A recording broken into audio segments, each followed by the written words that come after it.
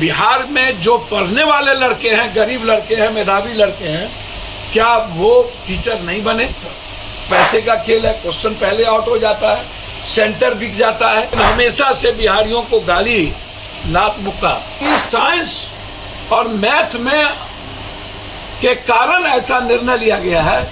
9 साल के नरेंद्र मोदी जी के 2 करोड़ सालाना नौकरी का पहले हिसाब दे दो। नियुक्ति पत्र बांटने की बारी आई, ऐसी कौन सी नौबत आई कि जब नियुक्ति पत्र 10 दिन 20 दिन के बाद बांटनी थी? कौन सा ऐसा सरकमस्टांसेस आया और कौन इसके पीछे है? एक बार तो पहले आप सीटीएट और बीटीएट के तहत ये पदाधिकारी लोग पैसा वसूल चुके हैं, लगभग लोगों से पैसा वसूल करके इनकी जिंदगी हरास कर दिया। दूसरे तरफ आप जो 4 लाख टीचर है उनके सम्मान के साथ भी आपने समझौता नहीं किया और उनको भी आपने रिटन एग्जामिनेशन के लिए कह दिया, तब आप वेतनमान होइएगा। और 20 साल पढ़ाई छूट जाने के बाद आप किसी का एग्जाम लीजिए और क्वेश्चन अपने तरीके से और सेंटर अपने तरीके से करिएगा और रिटर्न बीपीएससी एग्जामिनेशन के तहत लीजिएगा, तो फिर से हमको सेंटर के लिए भी और माफिया के लिए भी पैसा व्यवस्था करना पड़ेगा। और बिहार में जो प्रतिभावान लड़के हैं वो छूट जाएगा और पैसा वाला उसमें भर्ती हो जाएगा। तो क्या बिहार में जो पढ़ने वाले लड़के हैं, गरीब लड़के हैं, मेधावी लड़के हैं, क्या वो टीचर नहीं बने?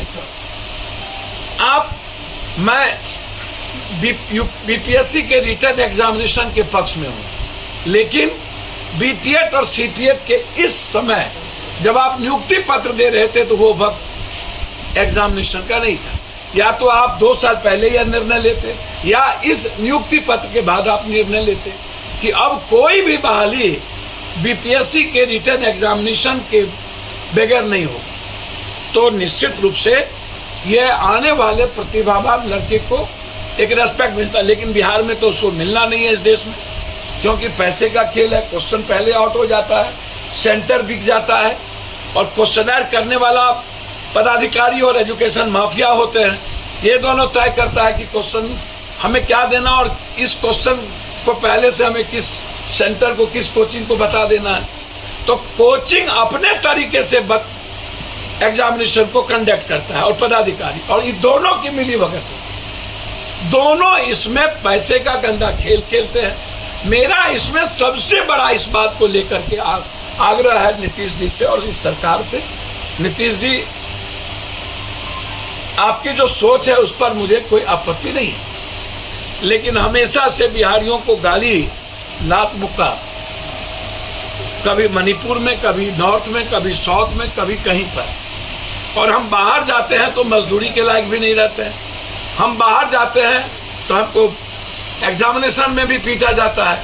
हमारे लिए किसी भी स्टेट में 10-15% से ज्यादा सीट नहीं है। हमारे लिए बिहार की प्रतिभा का लोहा दुनिया मानती है। नहीं, आर्यभट्ट नहीं, नालंदा, विक्रमशिला, अभी आईटी और आईएम, भले ही हम गरीब हैं, भले ही सब कुछ है संख्या, लेकिन जब टॉप की बात करेंगे, देखेंगे तो अभी भी कम ही संख्या में हम नंबर 1 होते हैं। तो इसीलिए यह कहना कि साइंस और मैथ में के कारण ऐसा निर्णय लिया गया है, तो ये तो भाई मेरे ख्याल से ये स्वीकार नहीं। तीसरी चीज, मैं इस पक्ष में हूं कि आप किसी भी परिस्थिति में 90% नौकरी, हर नौकरी में हमें बिहार का अधिकार चाहिए, बिहार के बच्चे चाहिए, बिहार के खून चाहिए। इसमें कोई समझौता हम और हमारी पार्टी नहीं करेगी। हम पार्टी को दिया जा सकता है। आप 10% बाहरी को 5% दे दीजिए, बाहरी नहीं कहेंगे, वो भी हिंदुस्तान के लोग। हम अन्य लोगों के तरह हमारा नेचर नहीं है, लेकिन 90% पर कोई कंप्रोमाइज करने की जरूरत नहीं है। मैं बहुत क्लियर हूं इस मामले में और मैं हर परिस्थिति में, मैं विद्यार्थी की बात नहीं करूंगा।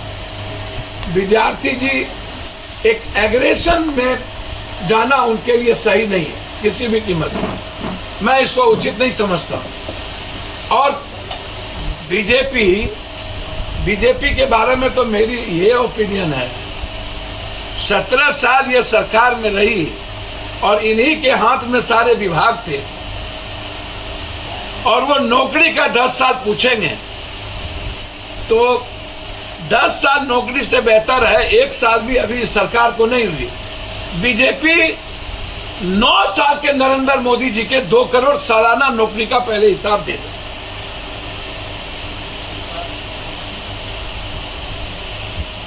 $85,000 लाख करोड़ रुपया आरबीआई के जो छपे वो आरबीआई बैंक में नहीं गए, उसका जवाब दे दो।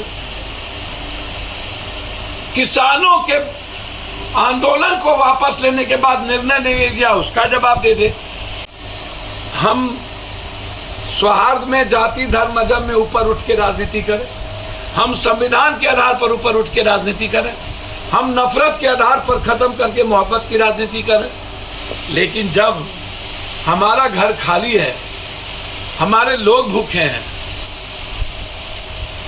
हमारे यहां बेरोजगारी की दुनिया की सबसे बड़ी तादाद है, और देश में सबसे ज्यादा युवा, यदि उम्र सबसे ज्यादा युवा की उम्र कहीं है तो वो बिहार है।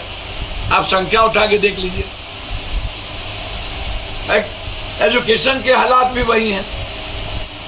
तो ऐसी परिस्थिति में एक तो पहले ही जो सीटीएट बीटीएट में रिटर्न एग्जामिनेशन की बात आई, यह प्रक्रिया ही गलत है।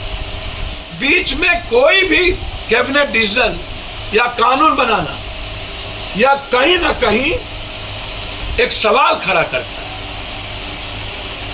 कि आपको इतने दिनों के बाद क्या जरूरत है। क्या इसमें घालमेल है? क्या इसमें माफियाओं के साथ भागीदारी और साझेदारी है पदाधिकारियों की, जो हमारी सरकार को भेज रखी हुई है? एक तो पहले ही हमने गलत कर दिया है, और मैं बार बार इसको कह रहा हूं कि अभी सीटीएट बीटीएट भी एग्जामिनेशन से हुआ है, और उसको आप पॉलिसी में हाईकोर्ट को दिए हैं। तो अभी न तो उनके एग्जामिनेशन लेने की कोई नीड्स थी जिसको आप 10-20 सालों से घटा रहे हैं, और न ही नए 4 सालों के बाद आप लगातार जिसको आप सीटीएट बीटीएट में ला करके आज देंगे अब नई पॉलिसी ले आए। तो ये तंग करने के अलावा दूसरा क्या रास्ता? और लगभग लोगों की उम्र खत्म हो जाएगी, फिर वो कहां जाएंगे? एक तो ये सबसे इंपॉर्टेंट था।